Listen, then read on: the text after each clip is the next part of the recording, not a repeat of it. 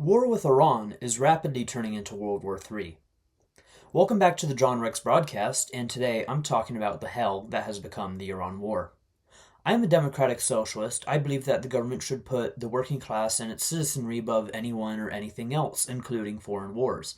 I hate fascism and am a dissident of the regime.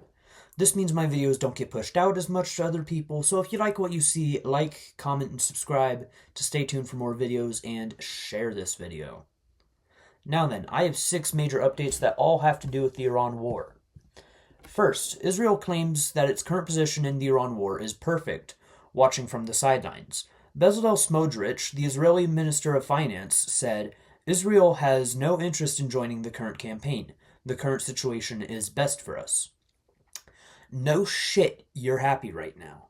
You started this war illegally and somehow weaseled your way out of fighting head-on with Iran and are now just fighting Hezbollah in Lebanon when you're committing a genocide using my fucking tax dollars. Israel started this war in Iran. Why don't they have to fucking fight their fight? Why do we have to do it? The United States of America, why do we have to fight your fucking war for you? Oh, my bad. I'm sorry. I forgot we were cucked by AIPAC, the lobby that pays nearly every single member of Congress to keep quiet about the atrocities you commit, so they'll keep sending you funding for your forever wars and genocides. Right. So instead of fighting your own war, you just use the Legion of Goyim you control through AIPAC to go fight and die in your war for you. Disgusting. We need to cut off Israel from our funding now. But of course, instead of doing that, the House of Representatives have shown that they don't represent us and have decided to commit fucking treason.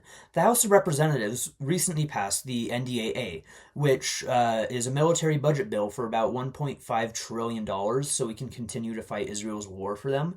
But even worse is Section 219, which would merge the American and Israeli militaries. Yes, you heard me right. Merge the United States and Israeli militaries. Those rat people now have access to all of our secrets, all of our weaponry, all of our intelligence, and so much more. If this passes in the Senate, it will make every single member of the military complicit. Complicit in the genocide in Gaza, complicit in the mass migrations in the West Bank, complicit with every single innocent man, woman, or child that is killed in Lebanon, where these disgusting, subhuman filth are committing genocide right as we speak. Every single member of you 216 members of Congress which voted to approve this bill needs to resign in disgrace and turn themselves into the federal government for prosecution for your acts of treason.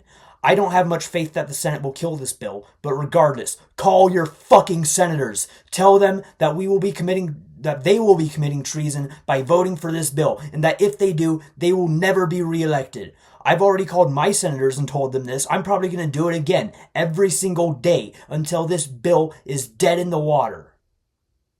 Call your fucking senators. So, apart from Israel making us fight a war for them, what else has the United States been doing in this war? Losing bases, losing men, and lying about all of it.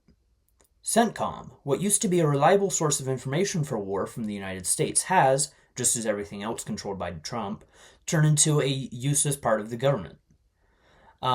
We've been hitting Iran with major bombing campaigns for 15 days straight as of this writing, and Iran has kept matched and has been doing the same. So what have we been doing to counter Iran's counterattacks? Nothing. A military base was destroyed in Jordan a few days ago. You can watch the videos of the missiles hitting. I'd like to point out 3 things from those videos. First, there were no interceptors in the air to try and, take out those missiles or those drones. The United States didn't even try to defend the base from the Iranian attacks. Second, there were no sirens going off warning them of an attack, which either means that the United States was purposefully ignoring the missiles and drones coming in on the radar, or the radar doesn't work. And lastly, you can watch the soldiers running from their barracks to their bunkers, which means they weren't prepared, which means they didn't know it was coming, which means there's no radar. Our soldiers are blind out there. Our soldiers are fighting an illegal war on the other side of the planet for a different nation, And we don't even have a radar. So we can't even see the drones and missiles coming in before it's too late. But that's not even mentioning the reports that we're out of ammunition. We are no better than the Russian dogs sending out their soldiers with no protection and no weapons, knowing that they're going to die, but sending them anyway. But that's not the only thing the government is lying about.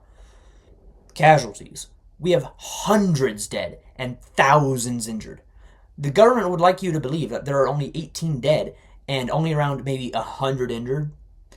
Watch the video of the destruction of the base in Jordan. Does it look like only 2 people died in that bombing?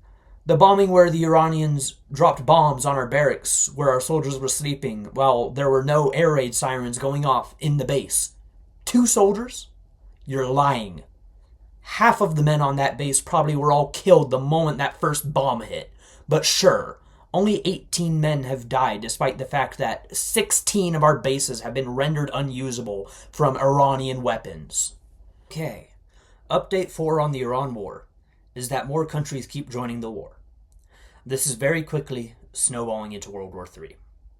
The United Kingdom, Saudi Arabia, and Yemen have all 3 joined the war. The United Kingdom and Saudi Arabia have both joined the war on the side of the access of Epstein. Meanwhile, the Houthis of Yemen have joined Iran. The United Kingdom joined the war a few days ago when they started letting the Americans use their bases to send out jets to bomb Iran. The other 2 countries, though, that started a few days ago when, in the middle of a truce between the Saudis and the Houthis, the Saudis bombed a Yemeni airport, breaking the truce.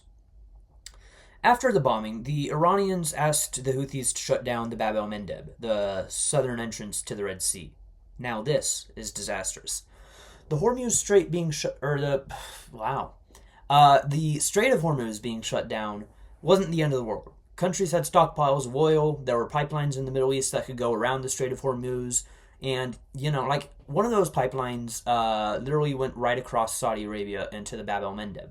But with the Bab el-Mandeb closed, that leaves only 2 ways for oil to get out of the Middle East. The Mediterranean coast or the Suez Canal. The Suez Canal is a very narrow body of water, so not that many ships can get through it in a day. It's not reliable enough to keep the world's gas and oil prices stable. So that only leaves one more option, the Mediterranean coast. And now,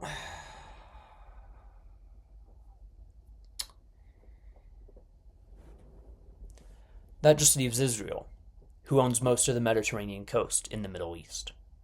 So many countries and exporters will be forced to go work with Israel to get oil and gas, which will boost their economy, which will just be another way that Israel is profiting off of all of our death and struggles. While the world burns, at least there will be a party in Tel Aviv. Now, with the Bab el-Mandeb closed, another 10% or so of the world's oil and gas is closed off from the world. The energy crisis everyone has been talking about and worried about for months is about to hit. It's already been hitting some parts of the world, but it's about to get dramatically worse. Now then, who deserves a nuclear weapon?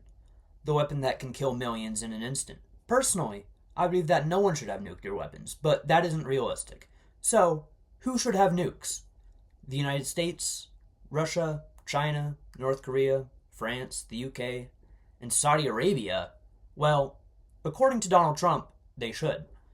Saudi Arabia, home of Mohammed bin Salman, Prince of Saudi Arabia and good friend of Jeffrey Epstein, home of where the 9/11 attacks were planned.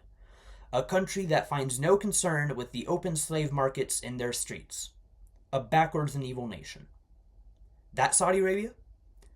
A few days ago, Trump announced his intentions to give Saudi Arabia a nuclear program. Trump, being dumb as a box of rocks, didn't look over the details of the deal he was signing and assumed the nuclear deal was going to be about nuclear energy. Of course, what he failed to read in the contract was that the deal would allow the Saudis to make highly enriched uranium, which would allow them to construct a nuclear bomb. We literally went to war with Iran because Israel told us they were building a nuclear weapon. when they said that they weren't and have made very clear for years that they would not have a nuclear weapon. I'd argue that Iran is a lot more moral of a nation than Saudi Arabia. And we're just giving the Saudis nukes, despite the fact we know that they will probably use it on Yemen or Iran or any other country they disagree with in their neighborhood. Shame. Shame on Donald Trump. And the other crazy thing is, I forgot to write this down, but Donald Trump, like the next day, also said, hey, if you want your nukes, you gotta sign the Abraham Accords. You gotta become allies with Israel, because we know that everyone wants to be allies with Israel. And here's the thing, is they're probably gonna fucking do it. Because, they want a nuclear weapon. Because if you're an evil, backwards-ass nation, why the hell wouldn't you? So, honestly, it is what it is. They're just going to sign the Abraham Accords and get their nukes anyways. But, fuck Donald Trump, fuck Israel, and fuck Saudi Arabia. Whew. Now, speaking of nukes, though, have you ever thought about nuclear war? Have you ever wondered what it would be like? Have you ever wanted to die in the nuclear hellfire of 1,000 suns across the sky? Well, you might be able to experience it a lot sooner than you would have thought. Welcome to Pickaxe Mountain, the Iranian mountain made of granite that, according to the Israelis, has a secret nuclear research base under it. You know how earlier I mentioned that the United Kingdom had joined the war? This is what I was talking about. The United Kingdom has allowed the United States to use its military bases across the region to bomb Iran. Concerns have sparked over a specific American plane that has been seen flying towards the Middle East from a UK base, a B-1 bomber. Allegedly not capable of carrying nuclear weaponry since about 1990, but the thing is, those jets were specifically designed to carry a nuclear warhead. Now, B-1 bombers have been already used against Iran, and they didn't carry nuclear weapons on them then, so why is everyone concerned about B-1 bombers carrying nukes this time? Well, the answer is Trump and Pickaxe Mountain. Israeli intelligence about Pickaxe Mountain was sent a few days ago, and since then Donald Trump on several occasions has brought up the idea of destroying the mountain and the research facility underneath the mountain. The issue is, though, Pickaxe Mountain is made of granite, a very hard material, and the alleged base is very deep underground, which means most, if not all, nuclear weapons, or non-nuclear weapons, will have very little to no effect on the base under the mountain. Now, B-1 bombers, which are allegedly not capable of carrying nuclear weapons, despite being designed to do that exact thing, are being sent to the Middle East at the same time that Trump is frothing at the mouth to destroy a mountain base that can resist basically every bomb except a nuclear bomb. I'm just saying, if I were planning to nuke Iran, I'd do exactly what Donald Trump is doing right now. Bringing in jets that can drop a nuclear weapon while claiming that the jets are non-nuclear and acting like everything is fine. So, in conclusion, Israel is happy to send the Legion of Goyim and watch us die from the sidelines. There are at least 216 traitors within Congress. The U.S. government is lying to everybody about what is happening in the Middle East. The United Kingdom, Saudi Arabia, and Yemen have all joined the war. We're giving nukes to Saudi Arabia, and we might just nuke Iran this weekend. Welcome to hell. Anyway, thanks for watching today's video. Remember to like, comment, subscribe, and share this video with someone. I make no money off of this content, nor am I paid for this content, or paid to make this content, and I'm just here to speak the truth that the government is trying to hide from you. Thank you for watching, and have a good day.